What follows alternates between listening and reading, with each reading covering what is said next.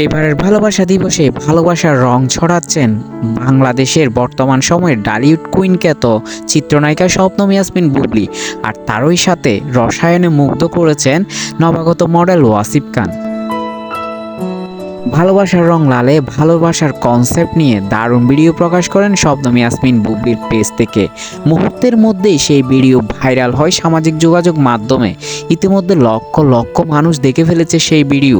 শুধু তাই নয়, সেই ভিডিও নিয়ে চলছে দারুণ আলোচনা, আর নেটিজেনরা তো বলছেন বুবলীর প্রশংসা।